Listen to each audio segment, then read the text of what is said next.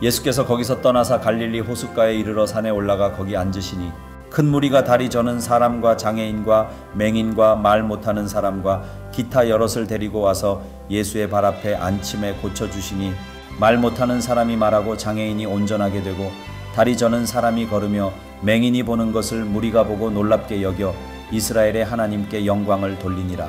예수께서 제자들을 불러 이르시되 내가 무리를 불쌍히 여기노라. 그들이 나와 함께 있은지 이미 사흘임에 먹을 것이 없도다. 길에서 기진할까 하여 굶겨 보내지 못하겠노라. 제자들이 이르되 광야에 있어 우리가 어디서 이런 무리가 배부를 만큼 떡을 얻으리이까.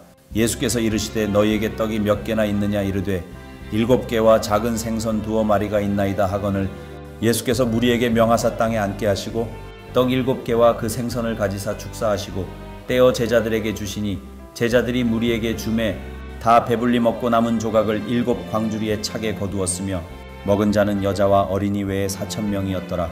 예수께서 무리를 흩어보내시고 배에 오르사 마가단 지경으로 가시니라. 여러분, 우리 지난 시간에 예수님께서 두로와 시돈에 가셔서 거기에서 귀신 들린 딸을 둔 가나안 여인을 만나는 장면을 봤죠? 이 가나안 여인이 예수님을 향해서 소리를 지르며 말합니다. 주 다윗의 자손이여 나를 불쌍히 여기소서. 왜 그래요? 자기 딸이 귀신 들렸으니까 쫓아내 달라는 거예요. 도와달라는 거죠. 근데 주님이 대꾸하셔요? 아무 반응 없으셔요. 그런데도 이 여자는 멈추지 않아요.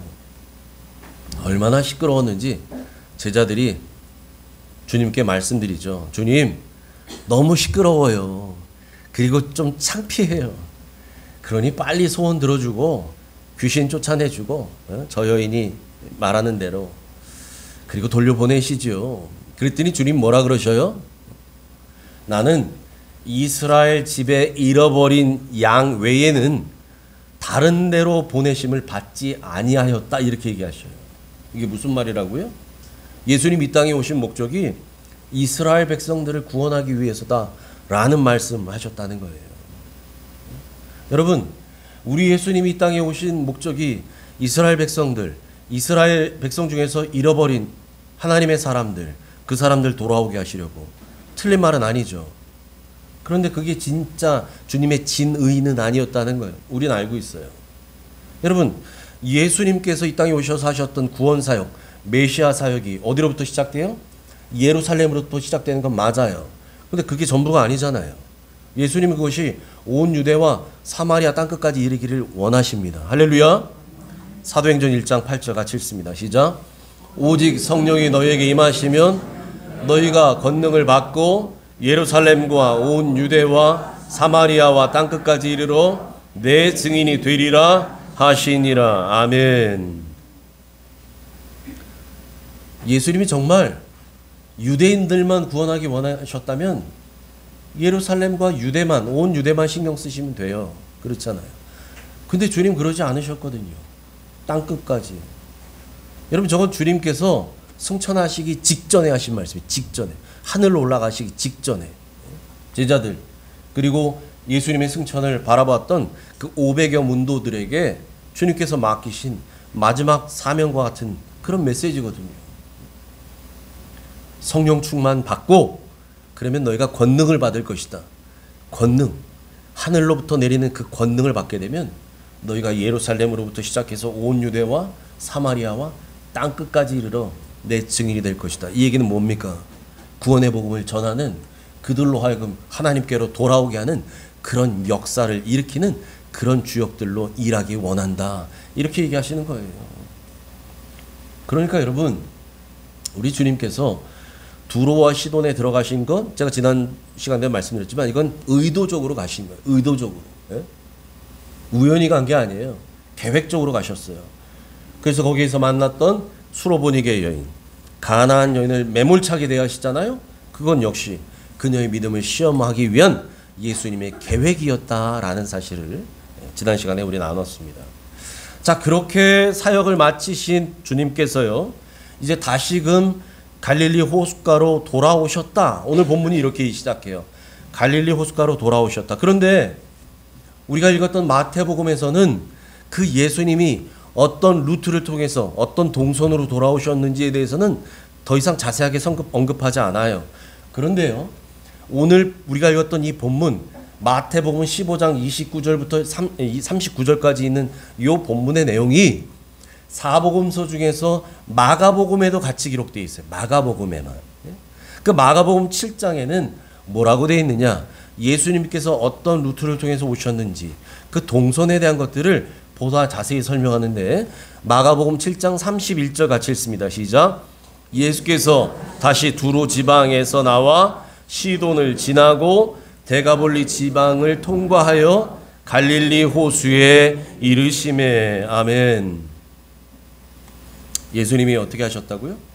두로 지방에 들리셨다가 거기서 시돈으로 올라가죠. 여러분, 두로와 시돈, 이거 막 짝꿍처럼 늘 이야기하잖아요. 구약 성경에 두로와 시돈, 예? 이게 두 도시인데 예루살렘에서 보자면 어디가 더 가깝냐? 두로가 더 가까워요. 두로가 남쪽에 있어요. 시돈은 그 위쪽에 있어요. 그래서 두로에서 나와서 북쪽으로 올라간 거예요. 시돈으로 올라가고, 그 시돈에서 일을 마치신 주님께서는 이제 다시 내려와요. 그래서 저기 보니까 데가볼리 지방으로 가셨다 이렇게 얘기해요. 여러분, 이걸 이해를 돕기 위해서 그림을 하나 보여드리죠. 보세요. 저기 가운데 동그란 무슨 그 점도 아니고 물 같은 게, 저게 갈릴리 호수, 예? 갈릴리 바다예요. 그 지역 전체를 갈릴리라고 하죠. 예. 갈릴리와 요단강, 이제 이 서쪽 지역 갈릴리, 예? 예수님께서 활동하셨던 주로 공생의 기간에 거의 70% 80%의 시간 또 활동을 저 갈릴리 쪽에서 하셨거든요. 예. 그랬던 주님이 저기 위에 보면 지중해 쪽으로 두로라고 하는 지역으로 올라가셨다는 거예요. 두로에서 그 위에 북쪽에 있는 시돈으로 가셨다가 내려오셔요. 예. 오른쪽으로 쭉 내려오시죠.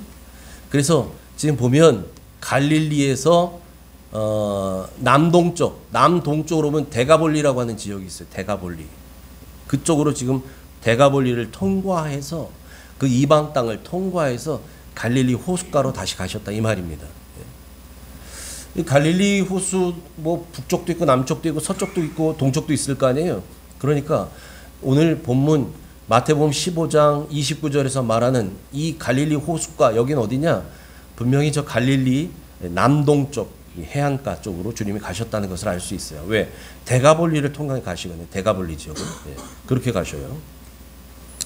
여러분, 저 데가볼리라고 하는 지역이 무슨 뜻이냐면, 이 데가라는 뜻이 뭐냐면 텐을 가리키는 헬라어, 이걸 데카라고 합니다. 데카.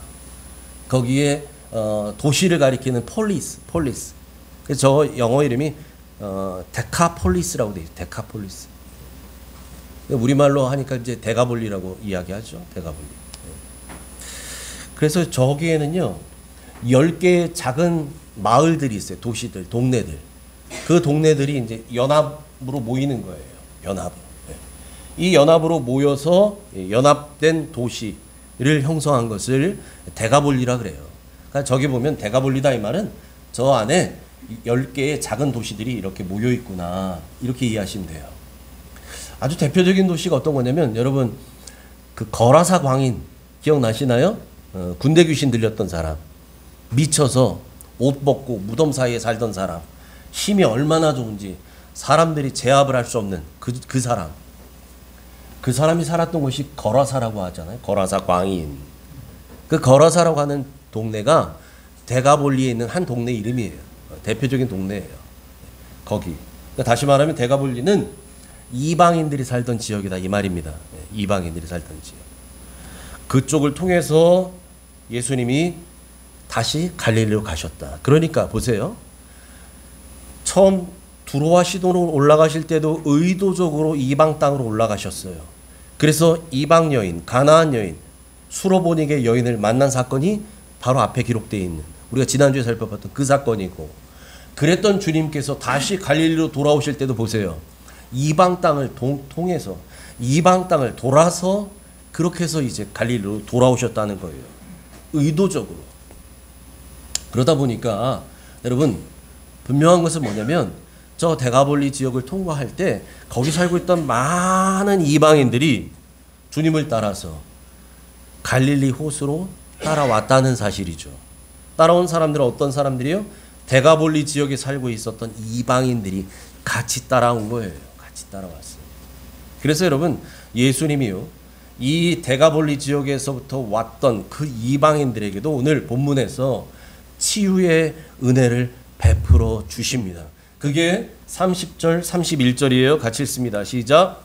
큰 무리가 다리 저는 사람과 장애인과 맹인과 말 못하는 사람과 기타 여럿을 데리고 와서 예수의 발 앞에 앉힘에 고쳐주시니 말 못하는 사람이 말하고 장애인이 운전하게 되고 다리 저는 사람이 걸으며 맹인이 보는 것을 무리가 보고 놀랍게 여겨 이스라엘의 하나님께 영광을 돌리니라. 아멘. 아멘. 지금 30절, 31절의 이 두 절에 있는 이 말씀을 한 문장으로 요약하면 이런 거죠.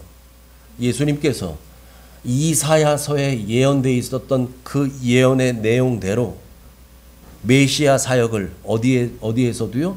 이방인들에게도 행하셨다, 이 말이에요. 여기에 기록되어 있는 다리 전 사람이 걷게 되고 말 못하는 사람이 말하게 되고 보지 못하는 사람이 보게 되고, 여러분, 이 모든 것이 이사야서에 기록되어 있는 예언이거든요. 메시아가 오시면 해야 될 일 하실 것이다라는 그 사건, 그 이야기가 그렇게 예언되어 있는데, 저것을 예수님이 유대인들에게만이 아니라 이방인들에게도 행하셨다는 거예요. 이방인들에게도. 여러분, 그걸 보고 사람들이 반응이 어땠다는 거예요. 보세요. 31절에 무리가 아니, 고침받은 사람은 물론이거니와 고침받은 사람, 그 현장을 구경하고 있던 그 사람들, 이걸 무리라 그래요. 무리가 보고 놀랍게 여겨. 그래서 뭐라 그랬대요? 이스라엘의 하나님께 영광을 돌리니라. 여러분, 저 무리 안에는요, 저 무리라고 표현되는 저 많은 사람들 안에는 유대인들도 아마 있을 거예요. 100% 이방인만 있지 않아요. 유대인들도 있었겠죠. 그런데 특별히 우리가 살펴보고 있는 이 마태복음에서, 이 마태는 저들의 대부분, 저 무리의 대부분이 이방인이었다라는 사실을 강조하고 있는 거예요. 그래서 말하는 거 보세요. 그냥 하나님께 영광을 돌리니라가 아니에요. 이스라엘의 하나님께 영광을 돌렸다는, 이스라엘의 하나님께. 여러분, 신약 성경을 시작하는 4개 복음서, 마태, 마가, 누가, 요한, 4개 복음서, 사복음서라고 말하죠. 이 사복음서 중에서 특별히 이 성경의 독자들, 대상을 유대인을 대상으로 해서 기록된 복음서가 바로 이 마태복음이에요. 마태복음. 요한복음은 이방인들을 대상으로 기록된 복음서거든요. 그러니까 여러분, 이방인들이 이해하기 쉽게 기록한 거죠. 마태복음은 유대인들을 대상으로 해서 기록된 복음서니까, 여러분, 마태는 사건을 기록할 때 그 사건이 유대인의 정서나 문화를 배경으로 한 사건이다, 이런 경우에는요, 웬만해서는 부수적인 설명을 다 생략해버려요. 왜? 아니, 이 책 읽을 사람들이, 이 복음서 읽을 사람이 다 유대인들이거든요. 내가 그냥 그러면 사람들은 하고 알아듣는 사람들이에요. 왜? 다 아니까, 유대인 문화를. 그러니까 거기에다 미주알 고주알 설명 붙일 필요가 없는 거죠. 예를 들면 이런 거예요, 여러분. 우리가 이제 지난주에 추석 명절 보냈는데, 추석을 이야기할 때 권사님 만나가지고, 권사님, 음력 8월 15일 추석 명절 잘 보내셨나요? 이렇게 말하는 사람 없잖아요. 음력 8월 15일 이런 얘기 안 하잖아요. 왜? 다 알잖아요, 우리는. 그게 한가위 추석이라는 거 다 알잖아요. 음력 8월 15일이. 그래서 그 보름달, 요번에는 비가 와서 못 봤지만, 큰 휘영청 떠 있는 보름달을 보고, 뭐 그런 것들이 있잖아요. 대대로 이어오던 전통이잖아요. 여러분, 마태복음이 그렇다는 거예요. 마태복음이. 유대인들 다 알아. 우리는 다 알아, 서로. 그러니 뭐 부수적인 설명할 필요가 있어요? 하나님 그러면 여호와 하나님, 야훼 하나님이가 다 알아. 그런데 뭐 이스라엘 하나님 이런 얘기해. 그런 거 원래 안 붙여요. 안 한다고요. 그런데 오늘 31절에는 뭐라 그래요? 그냥 하나님이 아니라 이스라엘의 하나님께 영광을 돌렸다라고 설명한다는 거예요. 그러니까 이 말씀이 뭘 의미하냐면 거기에 모였던 무리라고 했던 저 사람들의 대부분이 유대인이 아니었다는 거예요. 유대인이 아니다. 데가볼리 지역에서 온 이방인들이었다라는 사실을 간접적으로 강조하고 있다는 얘기예요. 이스라엘의 하나님께 영광을 돌렸다는 얘기가. 여러분, 그런데요, 우리 주님의 이 기적은 30절 31절에 말하고 있는 저 치유 사건으로 끝나지 않습니다. 거기에 모였던 사람들이요, 성경 보니까 사흘이나 지났어요. 사흘이나 시간이 지났어요. 근데 사흘 동안 모여있는 사람들이 세상에나 아무것도 못 먹었다는 거예요. 여러분, 사흘 굶어 보셨어요? 사흘 굶어 보셨어요? 아니 뭐 금식기도 하시냐고 하시는 분들은 다르겠지만 정말 이거 내가 원치 않았는데 먹을 게 없어서 그냥 완전히 생짜로 굶는다. 이거 정말 괴롭거든요. 그래서 뭐 그런 속담 있잖아요. 뭐 사흘인가 뭐 며칠을 굶으면 남의 집 담도 넘는다고. 어우, 참기 어려운 거예요. 사흘을 굶는다? 그걸 주님이 불쌍히 여기셨어요. 그래서 오늘 말씀이 이렇게 하셔요. 32절 같이 읽습니다. 시작. 예수께서 제자들을 불러 이르시되 내가 무리를 불쌍히 여기노라. 그들이 나와 함께 있은지 이미 사흘임에 먹을 것이 없도다. 길에서 기진할까 하여 굶겨 보내지 못하겠노라. 아멘. 지금 저기 모였던 이방인들이 말씀 듣고 치유받고 은혜 받으려고 아니 사흘 동안 굶으면서도 안 떠나고 있었다는 거예요. 사흘 동안이나. 그걸 주님이 아시죠. 주님이 아시죠. 다 그 사람들이니까 안 떠나고 있어. 하루, 이틀, 사흘을. 그걸 보고서요 주님 말씀하시는 거예요. 이대로 그냥 돌려보냈다가는 혹여라도 길에서 기진해서 쓰러질지 모르겠다. 이대로 보낼 수 없겠다. 그러면서 그들을 불쌍히 여기셨다라고 말하잖아요. 그 말씀을 듣고 제자들이 뭐라 그래요? 주님, 여기는 광야입니다. 빈들입니다. 어떻게 이 많은 사람들을 우리가 먹일 수 있겠습니까? 31절 같이 읽습니다. 시작. 33절입니다. 시작. 제자들이 이르되 광야에 있어 우리가 어디서 이런 무리가 배부를 만큼 떡을 얻으리까.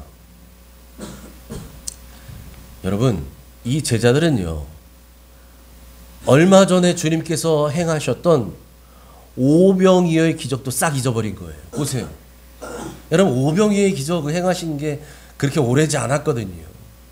그걸 다 목도했던 사람들인데 그 일에 일했던 일꾼처럼 일했던 제자들인데 아니 세상에 저런 말을 할 수가 있나? 오병이어의 기적 사건에서는 뭐 떡이 있어서 먹였어요? 없었잖아요. 보리떡 5개밖에 없었잖아요. 그런데도 다 배불리 먹였잖아요. 그런데 똑같은 얘기를 해요. 우리가 어디서 이런 무리를 배부르게 먹일 만큼 떡을 구할 수 있겠습니까? 어렵습니다, 주님. 지금 그런 얘기 하잖아요. 여러분, 아무리 대단한 기적을 경험했어도요, 사람은 시간이 지나면 기억이 점점 흐려지기 시작해요. 잃어버린다고요. 그래서 사람을 뭐라 그래요? 망각의 동물이라고 하잖아요. 망각의 동물. 잊어버려요. 그 건망증 있는 사람은 뭐 작년 일도 아니고 지난달 아니 지난주일, 어떤 사람은 어제 일도 기억이 잘 안 나. 뭐 이러기도 하잖아요. 여러분, 그래서 기적은 사람을 변화시킬 수 없다는 말을 하는 거예요. 기적은 사람을 변화시키지 않아요. 여러분, 죽을 병 걸려서 하나님의 은혜로 고침 받으면 그 사람 평생 하나님 말씀에 철저히 순종하고 말이에요. 그럴 것 같잖아요. 하나님, 이 암병만 떠나가게 해주시면 내 평생 하나님 위해 살겠습니다. 그동안 제대로 예배 생활 안 했는데 그동안 제대로 헌금 생활 안 했는데 이제 철저하게 살겠습니다. 막 이러고 기도하잖아요. 그래서 진짜 암병이 떠나갔어. 할렐루야, 할렐루야. 그 다음 날부터 새벽 기도 나오고 막 얼마나 갈까요? 그게 얼마나 갈까요? 정말 평생 갈까요? 그렇지 않더라는 거예요. 그렇지 않아요. 사람이 그래요. 그러니까 화장실 들어갈 때 나올 때 마음 달라진다는 얘기가 그래서 나오는 거예요. 여러분, 신앙인이라고 다른 거 같냐? 아니라니까요. 같아요. 와, 하나님 나 죽을 위기에서 건져주셨네. 와, 이제부터 하나님 위해서 살겠습니다. 근데 오래 가지 못하더라고요. 그게 오래 가지 못해요. 그래서 여러분, 기적 쫓아다니는 사람들, 이거 조심해야 될 사람들이에요. 요즘 뭐 그런 거 별로 없지만 예전엔 그런 거 많았잖아요. 그래서 기도원 쫓아다니고, 어디 치유 집회 한다는데 쫓아다니고 이런 사람들이 있잖아요. 막 쇼킹한 거 봐야 되니까 막 이러고. 근데 여러분, 그걸로 절대 사람이 변하지 않아요. 그걸로 사람이 천국을 경험하지 않아요. 사람은 시간이 지나면 사람의 기억은 점점 약해집니다. 이 사람 아니면 못 살아. 나 죽고 못 살아. 이러고서 결혼하잖아요. 그렇게 해서 결혼했던 그 이 신혼의 유효기간이 얼마나 된다 그래요? 어떤 사람은 3개월, 어떤 사람은 1년, 3년. 평생 동안 막 이 열정적으로 뜨거운 사랑하면 그런 사람이 어디 있어요? 식어지게 돼 있어요. 사람은 식어집니다. 여러분, 그래서 기적은 사람을 변화시킬 수 없다는 거예요. 기억 속에 새겨진 은혜는요, 시간이 지나면 색깔이 점점 흐려져요. 옷 색깔이 바라는 것처럼, 사진이 바라는 것처럼, 그러다가 사라져버리는 거예요. 그러니까 여러분, 이스라엘 백성들이 홍해를 건넜어요.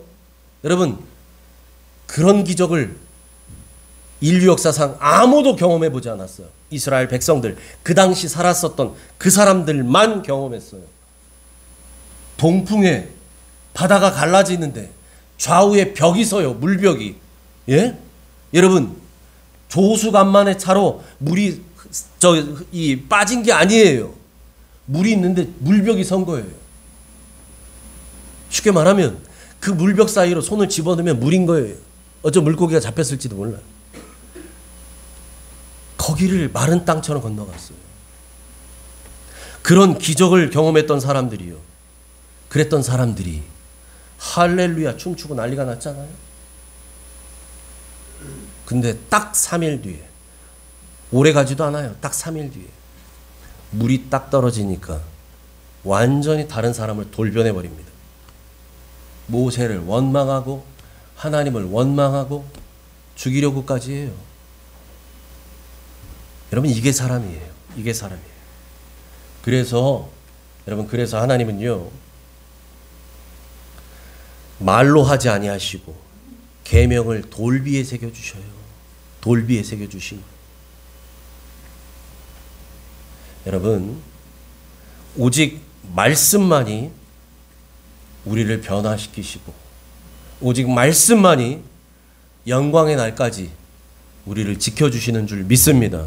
아멘. 우리의 감정 아니에요. 기적 아니에요. 체험 중요합니다. 체험만 붙드는 거 아니에요. 말씀이 있어야 돼요. 말씀. 신앙의 체험은요, 우리 신앙생활을 더 맛깔나게 해주는 양념일 뿐이에요. 양념. 여러분, 좋은 양념을 치면 음식이 더 맛있잖아요. 그렇다고 양념만 먹는 사람은 없어요. 예? 밥이 있어야 되고 국이 있어야 되고 음식이 있어야지. 거기에 필요한 만큼 양념을 치는 거잖아요. 신앙의 체험은 양념이에요. 그게 전부가 아닙니다. 말씀을 붙드시기 바래요. 말씀이 있어야 돼. 말씀. 그 말씀이 우리를 변화시키고요. 그 말씀이 우리를 붙들어 주셔요. 그래서 여러분, 말씀을 들으셔야 돼요.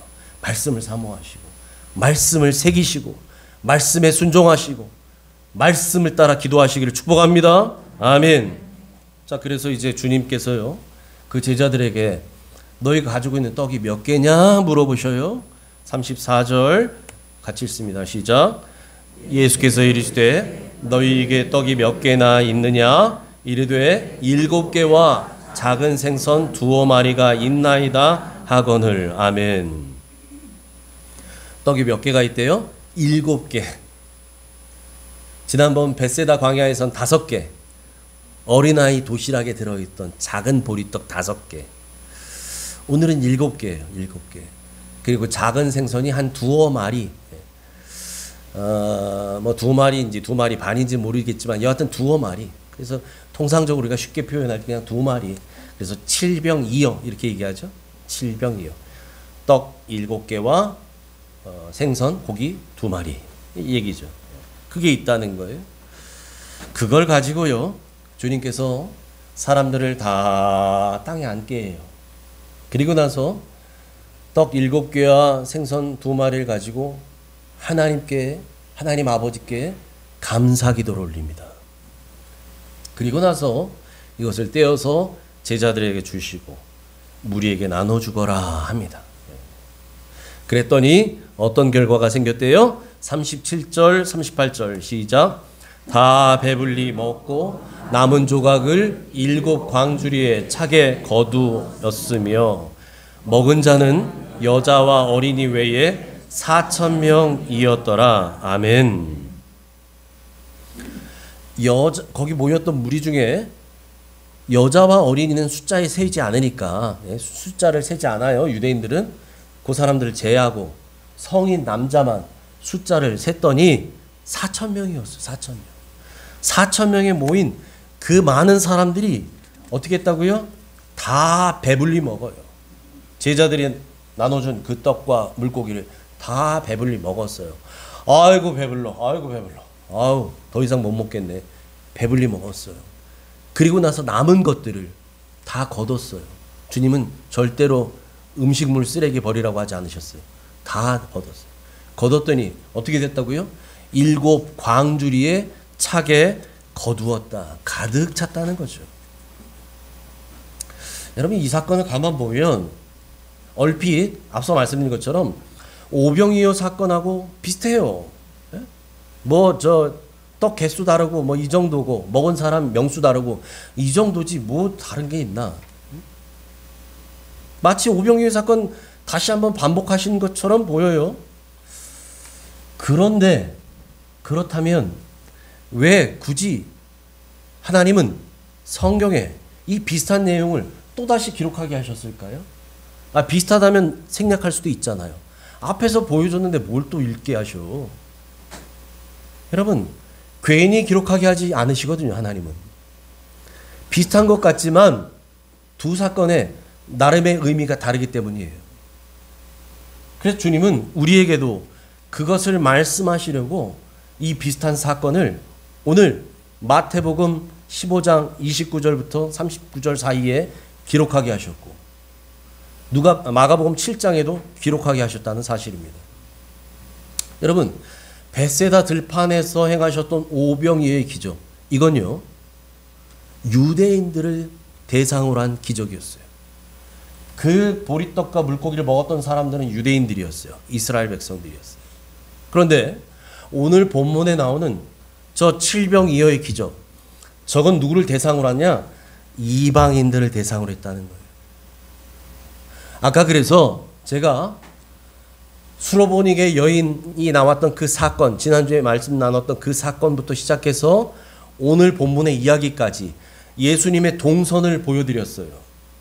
예수님이 어떤 루트를 통해서 다시 갈릴리로 돌아오셨는지, 그리고 그때 돌아왔을 때 예수님을 따라온 사람들이 어떤 사람들이었는지를 말씀드렸어요.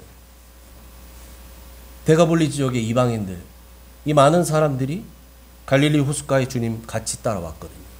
그들이 치유의 은혜를 받았어요. 그리고 그들이 7병이어의 기적을 맛본 거예요. 그리고 여러분, 5병이어의 기적에서는 다 배불리 먹고 나서 남은 조각을 거두니까 얼마가 되었다고 해요? 12바구니. 12바구니에 가득 채웠다라고 말해요. 그런데 오늘 칠병이어에서는 7 광주리에 가득 채웠다라고 말합니다. 여러분, 한쪽은 바구니고 한쪽은 광주리예요. 얼핏 보면요, 야, 한쪽은 12개고 하나는 7개잖아.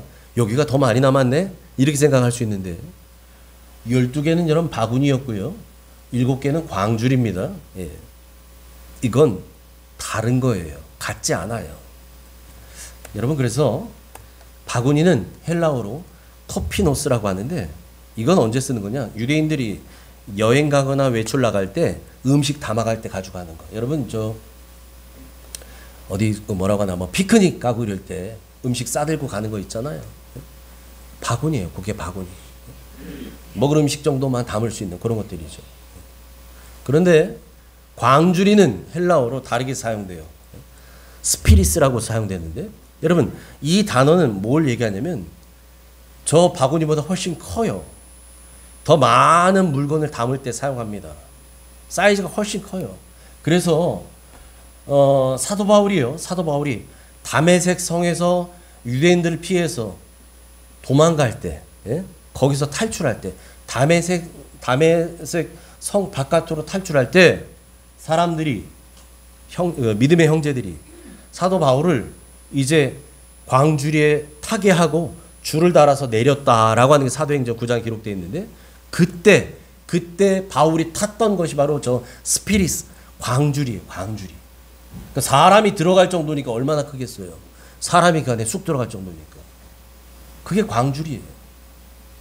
그러니까 여러분, 칠병이어의 사건에서는, 기적에서는 다 배불리 먹고 남은 음식을 거뒀는데 저 광주리 7개를 가득 채운 거예요. 가득 채웠어요.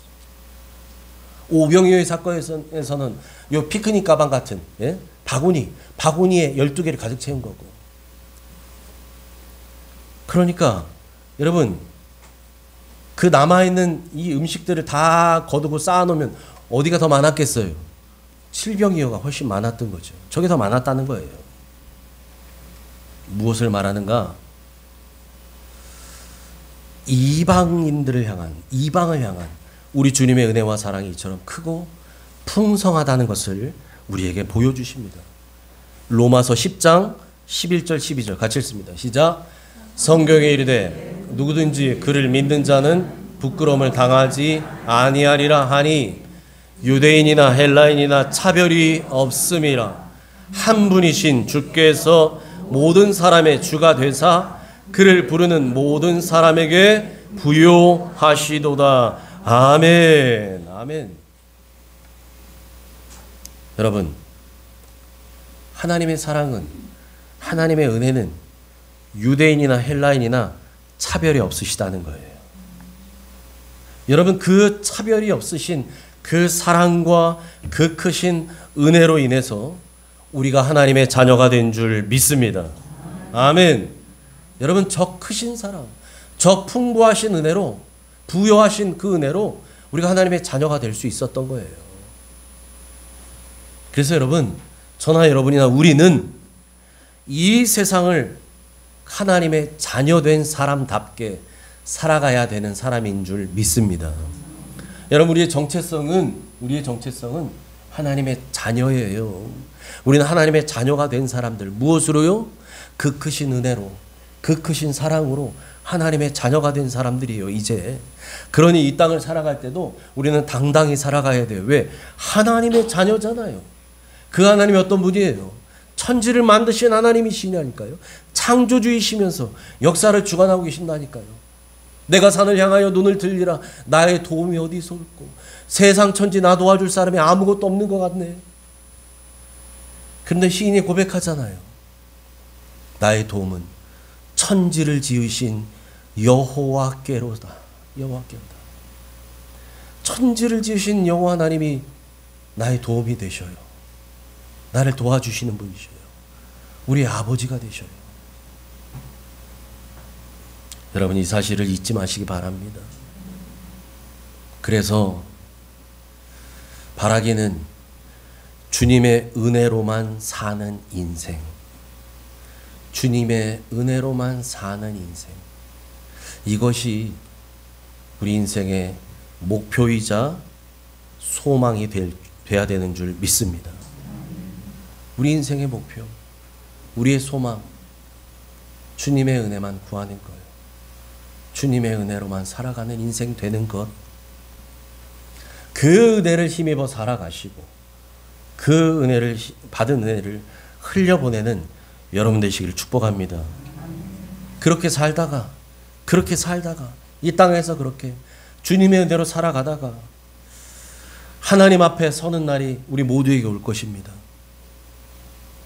먼저 서는 사람이 있을 것이고 나중 서는 사람이 있을지 몰라도 우리는 반드시 하나님 앞에 설게 될 거예요. 하나님의 그 심판대 앞에 다 섭니다. 저도 쓰고 여러분도 쓰고 우리는 다 서요. 여러분, 그날 우리 주님께서 기록해 놓으신 우리 인생의 기록부, 마치 학교에서 담임선생님이 뭐 하셔요? 생활기록부를 기록하죠. 이 아이는 여차저차해서 학업 성취도가 높고 교우들과의 관계가 원만하며 이런 거 적잖아요. 어떤 애는 상당히 정서적으로 문제가 있고 산만하고. 여러분, 주님이 적으시는 우리 인생에 인생 기록부가 있을 거예요. 인생 기록부. 거기에 여러분은 어떤 사람으로 기록되기를 원하십니까? 우리 주님이 기록하셨어요. 아무개는 누구누구는 이러한 사람이었지. 이렇게 이 세상에서 나를 섬기며 살았지. 이런 걸 기록하십니다. 여러분, 바라기는 그때 주님의 은혜로만 살아온 사람, 주님의 은혜만 바라던 사람, 그 은혜로 만족하며 누렸던 사람, 여러분, 그렇게 주님의 평가가 기록되기를 축복합니다. 아멘. 또 한 주간을 살아갈 텐데 그런 주님의 은혜로만 살아가시기를 예수님의 이름으로 축복합니다. 아멘. 기도합니다. 하나님, 칠병이어의 사건과 데가볼리 이방인들을 대상으로 하셨던 치유의 놀라운 기적 같은 은혜들을 말씀을 통해 보게 하시니 감사합니다. 우리 주님께서 행하셨던 이 모든 것들은 주님의 그 풍성하신 은혜가 유대인들에게만이 아니라 이방인들에게도 여전히 동일하게 흘러간다는 사실을 보여주기 위해서 우리에게 기록된 것을 보게 하신 줄 믿습니다. 하나님, 그 은혜로 인해 우리는 하나님의 자녀가 되었습니다. 죽을 인생이 살아있는 인생 되었습니다. 영원히 끝나도 할 말 없는 인생들이 영원한 천국을 소망하는 인생들로 바뀌어졌습니다. 주님, 감사합니다. 우리가 한 것 아무것도 없는데 그런 우리를 사랑하셔서 그 크신 은혜를 베풀어 주셔서 감사합니다. 이제 그 은혜 받은 우리들, 이제 하나님의 자녀답게 살기 원합니다. 그러기에 이 땅에 많은 것들이 있지만 그 모든 것 중에 더더욱 주님의 은혜만 구하는 우리들 되게 하여 주옵소서.